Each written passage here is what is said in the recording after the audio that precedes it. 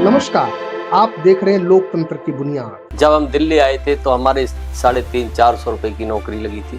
हमने एक्सपोर्ट किया, बाहर फेयर लगाते थे कि मेहनत और लगन कहीं से कहीं पहुंचा सकती है। लोग उदाहरण देते हैं इस बात का कि एक छत के नीचे यादव जी ने इतना बड़ा परिवार रख रखा है और सब तरक्की के रास्ते को जा रहे हैं। संगठित हैं तो आगे बहुत कुछ कर सकते हैं।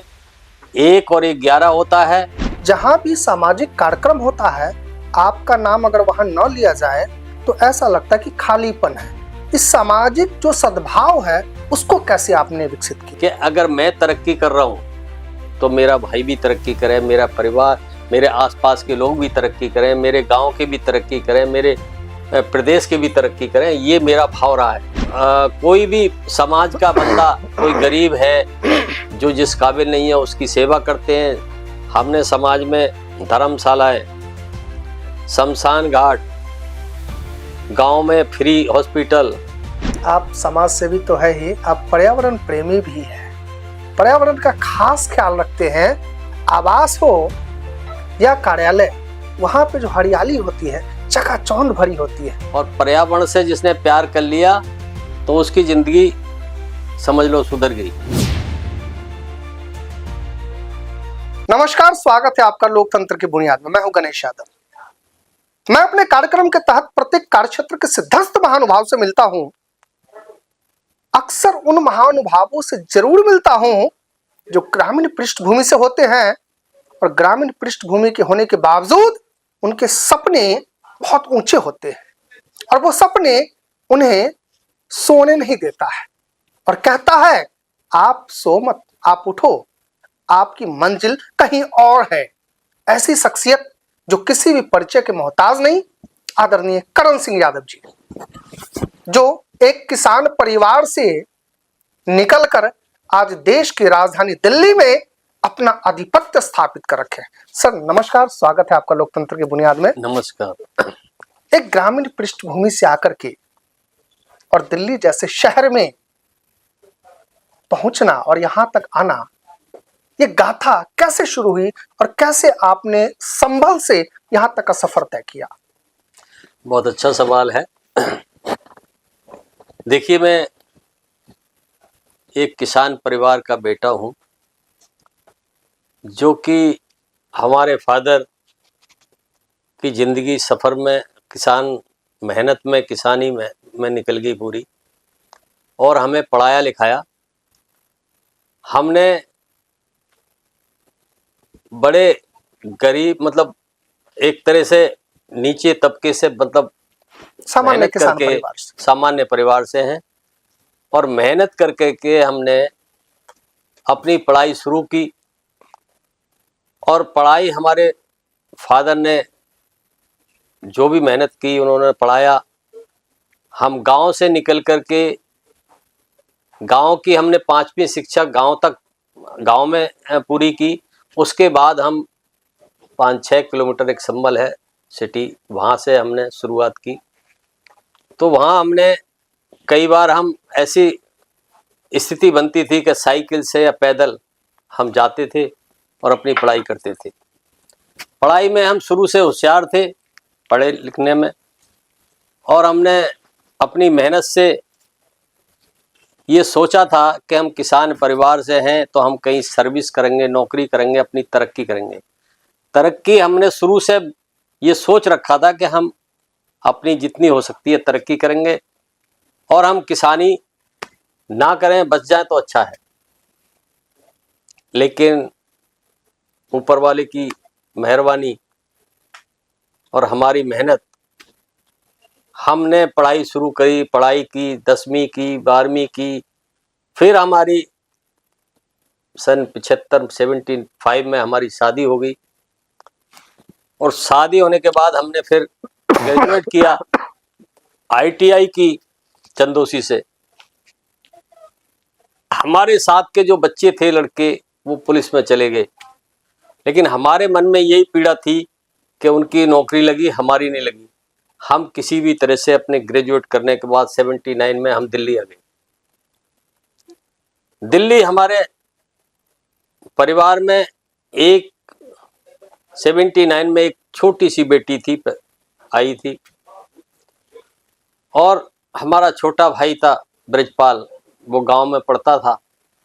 हमने उसकी पढ़ाई किसी तरह से पूरी की, उसको उसके शौक हमने पूरे कराए अपने भाई के, और हमने दिल्ली में मेहनत की, और मेहनत करते हुए हमने उसकी पढ़ाई पूरी की और अपना आगे की तरक्की का रास्ता हमने देख लिया कि हमने किसी तरह से मेहनत करके आगे बढ़ना है। हमने पीछे मुड़ के नहीं देखा। जब हम दिल्ली आए थे तो हमारे 350-400 रुपए की नौकरी लगी थी 79 में। हम बढ़ते बढ़ते 600-700 रुपए की नौकरी तक पहुंच गए। उसके बाद हम आगे बढ़ते गए, सर्विस की हमने, लेकिन विडंबना, फिर हमने एक एक्सपोर्ट कंपनी में सर्विस की। विडंबना ये थी कि हमने 4 साल हमने एक्सपोर्ट, 3 साल ने एक्सपोर्ट कंपनी में सर्विस की, वो एक्सपोर्ट कंपनी बंद हो गई। हमने काम पूरे सीख चुके थे हम एक्सपोर्ट का। फिर हमने अपनी एक छोटी सी कंपनी खोली, क्राफ्ट ओवरसीज। उस क्राफ्ट ओवरसीज को, वो 85 की बात है, उससे हम थोड़ा धीरे धीरे धीरे धीरे धीरे बढ़ते गए और उसमें हमने एक्सपोर्ट शुरू कर दिया। एक्सपोर्ट शुरू ऐसे किया कि धीरे धीरे हमारी, ऊपर वाले ने हमारी हाथ पकड़ लिया और हमने मेहनत करी, खूब मेहनत करी, और हमने गांव भी देखा, किसान घर भी देखा और दिल्ली भी देखी। दिल्ली में रहते हुए हमने अपनी कंपनी को हमने आगे बढ़ाया, और कंपनी को आगे बढ़ाते बढ़ाते हमारे फिर बच्चे थोड़े से बड़े होने लग गए।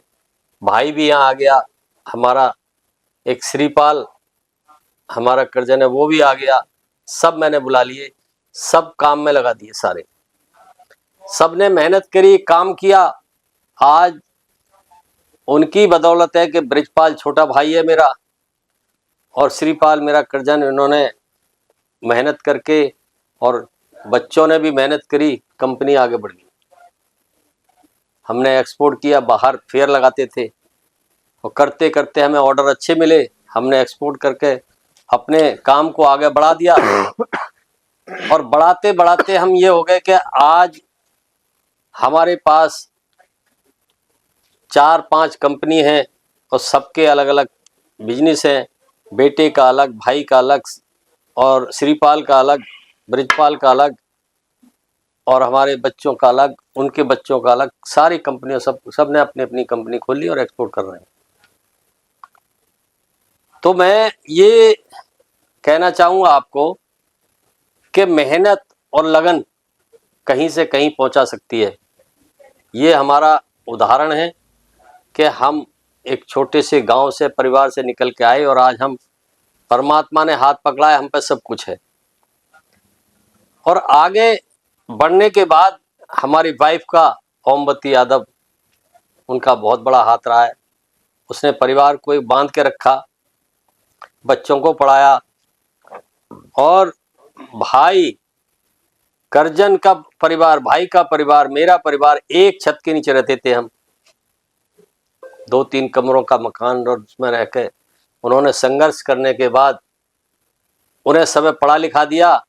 तो हमारे भाई का, मेरे, अब तो देखिए श्रीपाल का, ब्रजपाल का, और हमारे राजेश मेरा बड़ा बेटा है उसका, और अब तो सुदेश यादव है मेरा बीच का बेटा है उसका, नवीन यादव है उसका, और एक ज्योति यादव है हमारी बड़ी बहू उसका, एक गीता यादव है उसका, और विनीता यादव है।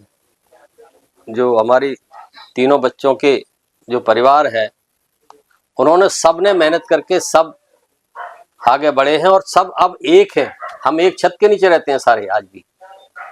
आज भी मेरा परिवार एक छत के नीचे रहता है, और एक सामाजिक और सोशल और एक बड़ा संगठित परिवार है।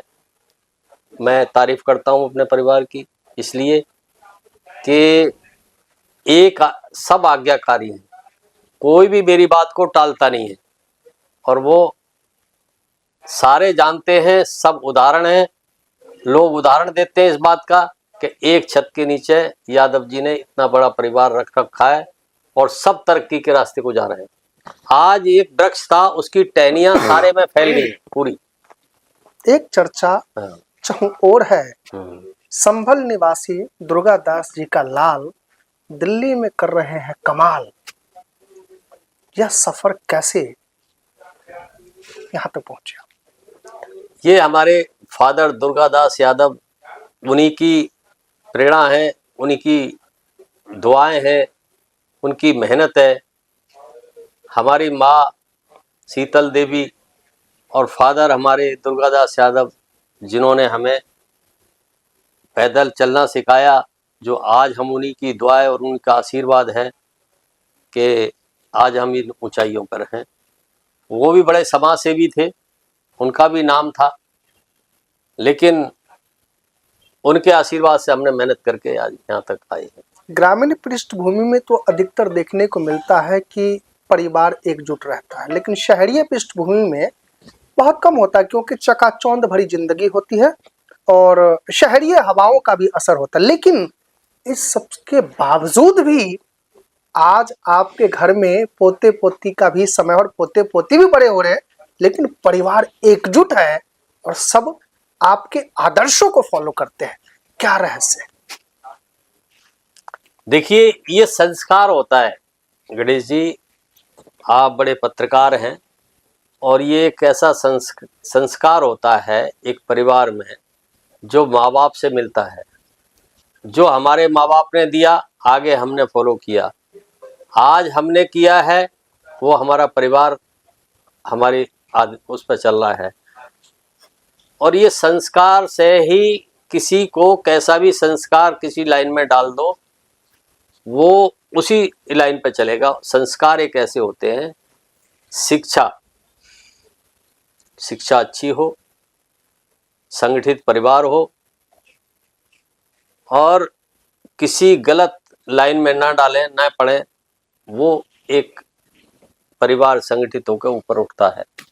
तो ये मेरा मानना है, और मेरा परिवार एक संगठित है जो ऊपर तरक्की पे जा रहा है। सब लोग मेहनत करते हैं, अपना अपना काम करते हैं, अपना एक्सपोर्ट करते हैं, अपना बिजनेस करते हैं। तो सभी एक आज्ञाकारी बच्चे हैं, आज्ञाकारी मेरा भाई है, आज्ञाकारी मेरा साला है, आज्ञाकारी मेरी वाइफ है, सारे परिवार मेरा बेटियां मेरी आज्ञाकारी हैं, सब आज्ञाकारी बच्चे हैं। एक चीज की चर्चा ना करो तो बेईमानी सी होगी।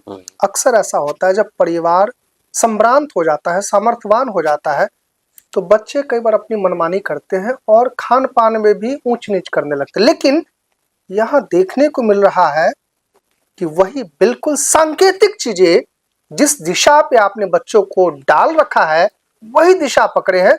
बेशक अपने कार्यों में महारत हासिल है। हमारा परिवार एक संगठित परिवार है, उसको हम आगे बढ़ा रहे हैं, आगे बढ़ेंगे, तरक्की करेंगे, पढ़ेंगे, लिखेंगे, अपने बच्चों को पढ़ाएं, अपना बिजनेस अच्छा चलाएं और आगे परिवार को बढ़ाएं। मैं सारे पूरे देश को, पूरे अपने समाज को ये संदेश देना चाहता हूं कि अगर संगठित हैं तो आगे बहुत कुछ कर सकते हैं। 1 और 1 11 होता है। हमारा परिवार संगठित है तो हम आगे तरक्की करेंगे, और नहीं तो एक दूसरे से लड़ते रह जाएंगे, कोई तरक्की नहीं करेगा। ये मेरा मानना है। आप व्यापारी तो है ही, उद्योगपति तो है ही, समाज में भी आपकी एक अच्छी छाप है और अलग छाप है। जहां भी सामाजिक कार्यक्रम होता है, आपका नाम अगर वहां न लिया जाए तो ऐसा लगता है कि खालीपन है। इस सामाजिक जो सद्भाव है, उसको कैसे आपने विकसित किया? बहुत अच्छा सवाल किया आपने।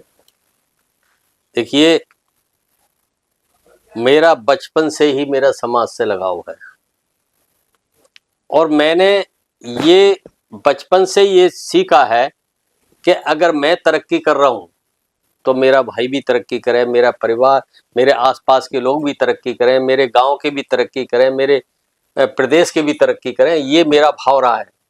ये नहीं है कि भाई दूसरा अच्छा पैसे वाला हो गया तो मैं देख के जलूं, नहीं, ये तरक्की कर रहा है तो खुशी की बात है। इसी प्रकार से हमारे पास ऊपर वाले ने दिया है, तो हम समाज से भी हैं, समाज की सेवा करते हैं, और जो हमसे होता है हम भला करते हैं। गरीब बच्चियों की शादी में हैं, और किसी कोई भी समाज का बंदा कोई गरीब है जो जिस काबिल नहीं है उसकी सेवा करते हैं। हमने समाज में धर्मशालाएं, शमशान घाट, गांव में फ्री हॉस्पिटल हमने गांव में पिताजी के नाम से खुलवा रखा है, जो हमें फ्री दवाई देते हैं, और गरीबों के लिए फ्री वो है। और देखिए, हम अपनी उसमें नहीं कहते, लेकिन हमने समाज के लिए जो काम किए, गरीब बच्चियों की शादी, या कोई असहाय वैसे आ जाए, अभी यहाँ दिल्ली में भी हम ऐसे ही करते हैं। और समाज सेवा से हम जुड़े हुए हैं। अखिल भारतीय यादव समाज का मैं दिल्ली प्रदेश का अध्यक्ष हूँ, और अखिल एकता उद्योग व्यापार मंडल का मैं पहले दिल्ली प्रदेश का अध्यक्ष था, अब राष्ट्रीय उपाध्यक्ष हूँ, जिसमें कि हम पूरे देश की सेवा करते हैं। रेहड़ी पटरी और उद्योगपति, व्यापारी, छोटे बड़े, सबकी हम सेवा करते हैं और सबके लिए काम करते हैं।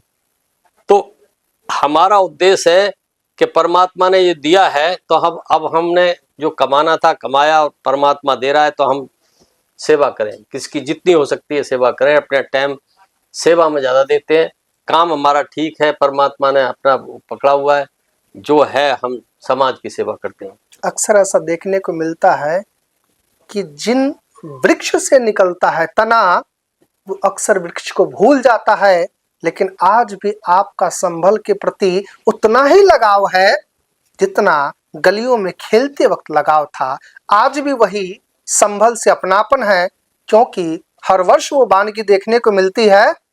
अपने पिताजी की याद में आप वहां पे हजारों लोगों को सामाजिक कार्यों से जोड़ते हैं और उनके सुख में दुख में शरीक होते हैं। देखिए, मैं समाज सेवी हूँ, समाज सेवी था और समाज सेवी रहूँगा। मैंने 2019 में लोकसभा का चुनाव भी लड़ा है, और मेरे फादर,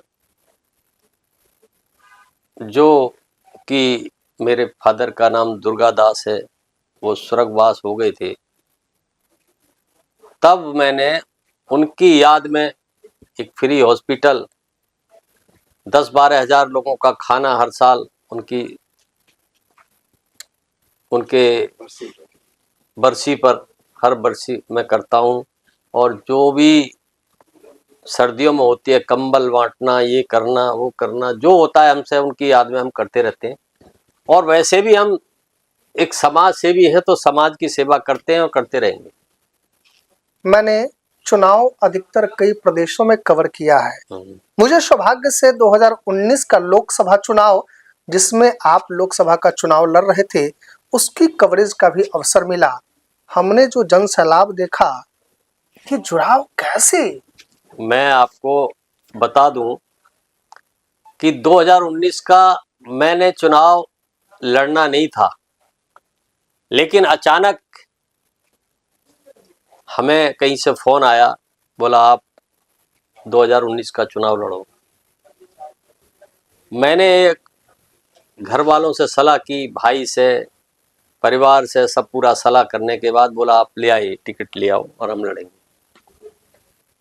तो हम, परमात्मा ने हाथ पकड़ा और हम जैसे गए अध्यक्ष जी के पास, उन्होंने हमें टिकट दे दिया। और टिकट देने के बाद जो हमारे परिवार और जो मेरे यार दोस्त और जो रिश्तेदार, सबने जो मेरा साथ दिया, मैं उसका एहसानमंद हूं, भूलूंगा नहीं। दिल्ली से इतने लोग गए, इतनी गाड़ियां गई कि उधर देहात वाले, गांव वाले ये सोचने लग गए ये कहां से कोई बड़ा आदमी आ गया, इतनी सारी गाड़ियां, बड़ी बड़ी गाड़ियां, ये वो। और मेरा कुछ नहीं था, सब दोस्तों का, भाइयों का प्यार था। और लगभग मेरे नॉमिनेशन में 250 से 300 गाड़ियां थी। शायद आप भी एक बार गए थे। मतलब पूरे हमारे जो लोकसभा के लोग थे, जो लोकसभा के जितने भी लोग थे, सब ये देख रहे थे कि ये कहाँ से, वैसे जानते तो थे ही, मेरा नाम तो जानते ही थे, पर मैं इतना घूमा नहीं था हर, जबकि पूरा क्षेत्र मेरे को जानता था क्योंकि मेरे नाम से जानते थे, मैंने काम किए उधर।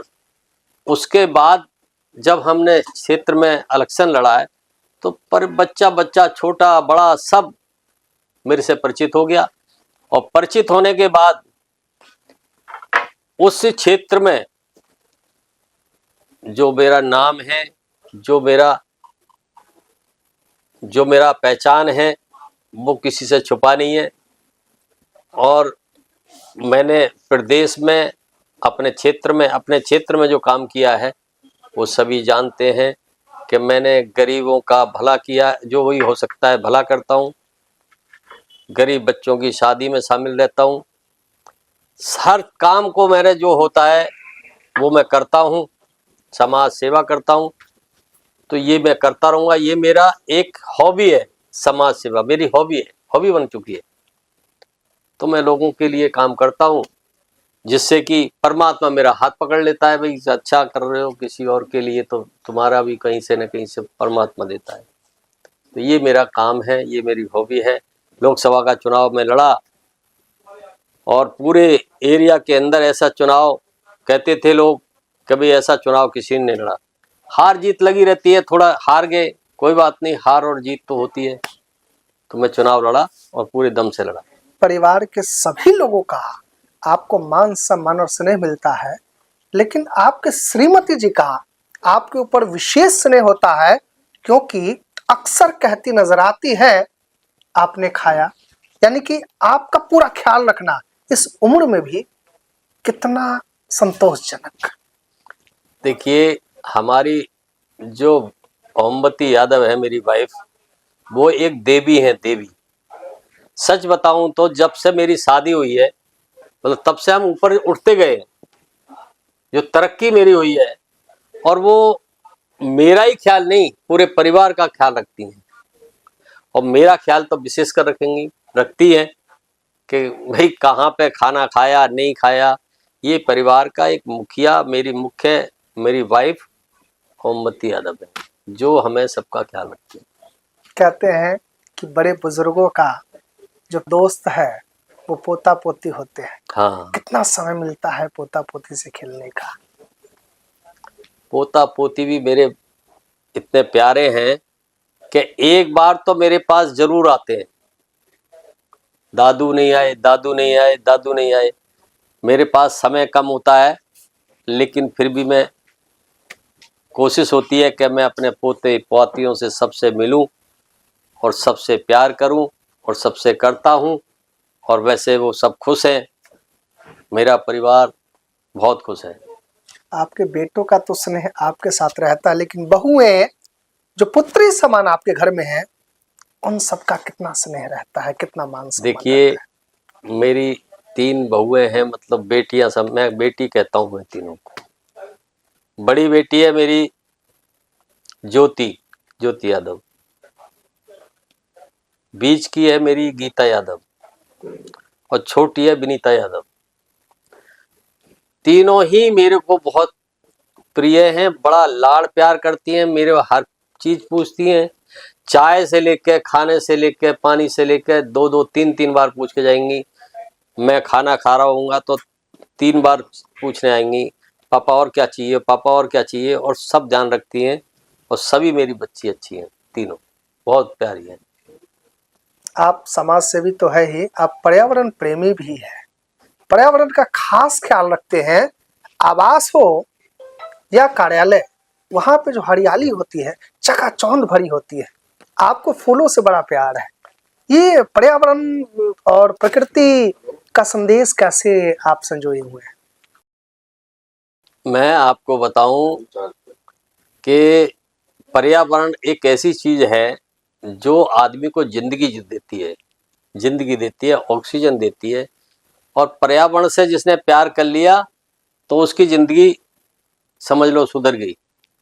मेरा पर्यावरण से बहुत प्यार है, मैं बड़ा लाइक करता हूँ। और मैं एक गायों से बहुत प्यार करता हूँ, गाय भी मैं पालता हूँ, 2-3 गाय 4 गाय पालता हूँ। तो मैं गाय की सेवा करता हूँ, पर्यावरण को बहुत लाइक करता हूँ। ये मेरी एक हॉबी है। बड़ी अच्छी बातें कही आपने कि गौपालक है, श्री कृष्ण के वंशज है, तो श्री कृष्ण। गौपालक तो अवश्य ही होंगे। अवश्य ही।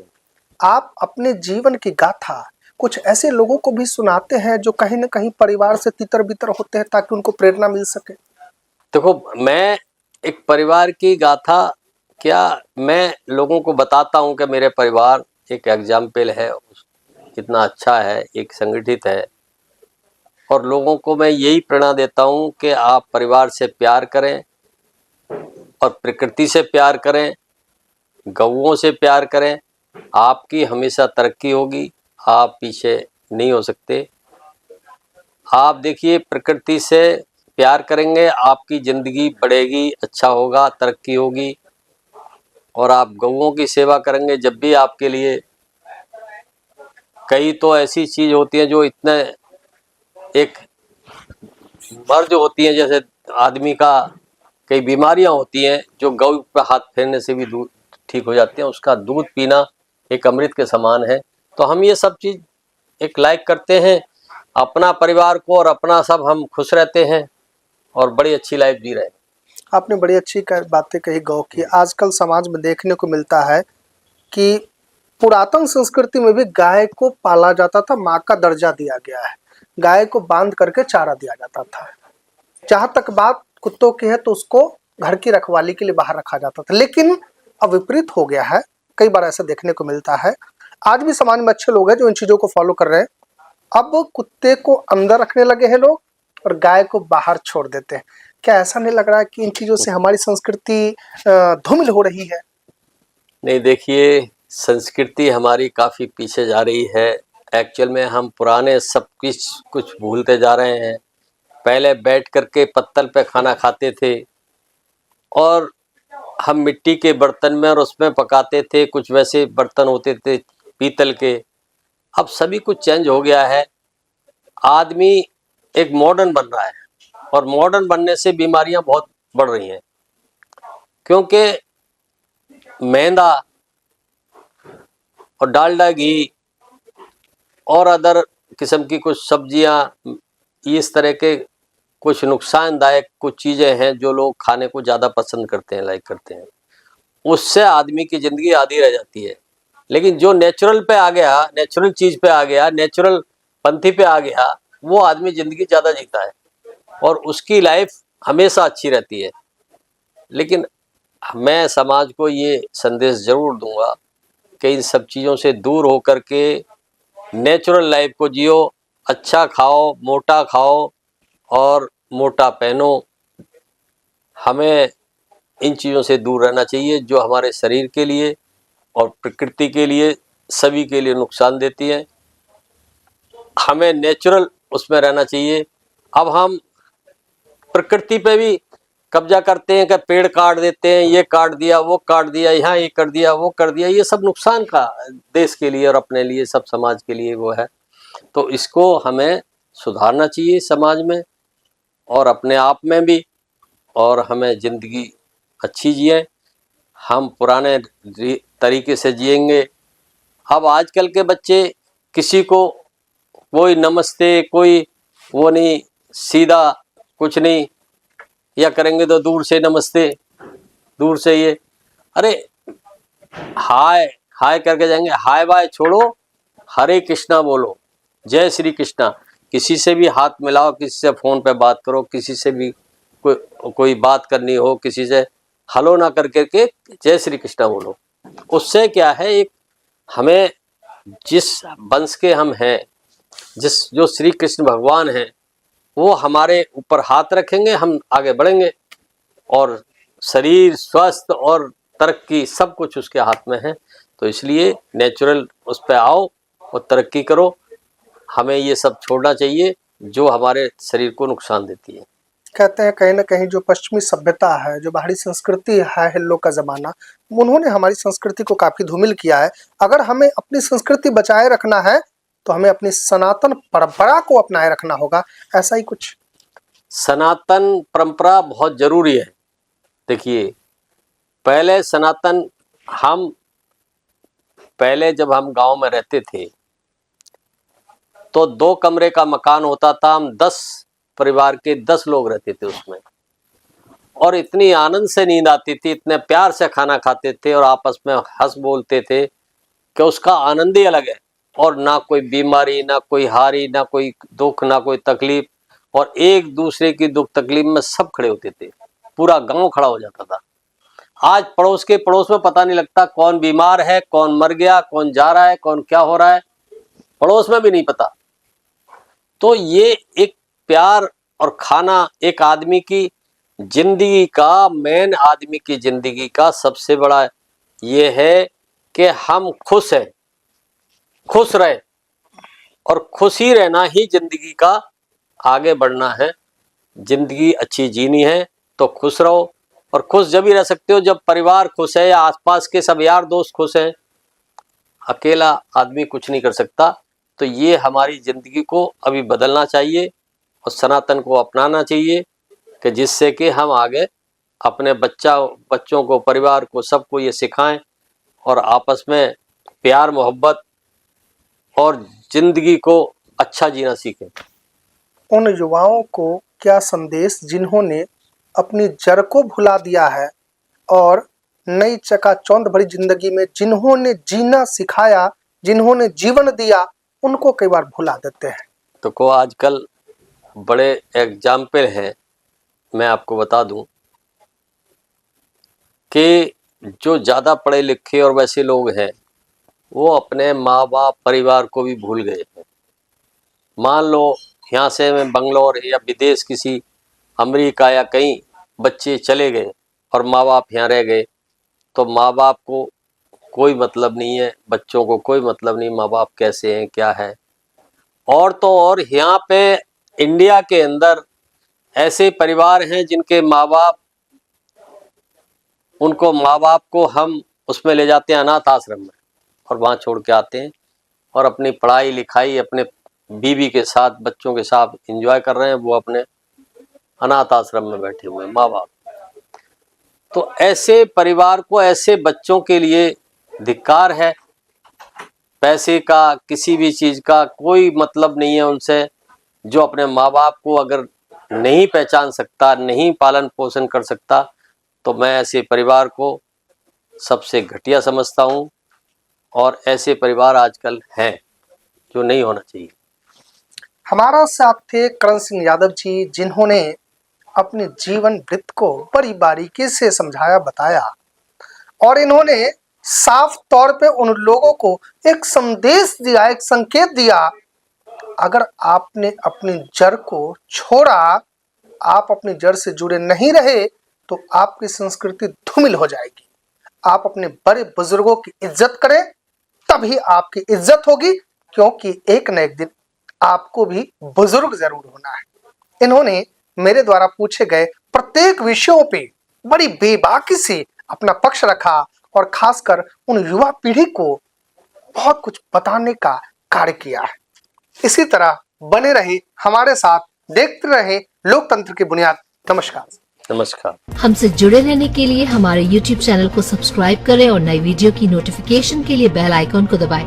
अगर आप ये वीडियो Facebook पर देख रहे हैं तो लाइक जरूर करें और ज्यादा से ज्यादा शेयर करें। धन्यवाद।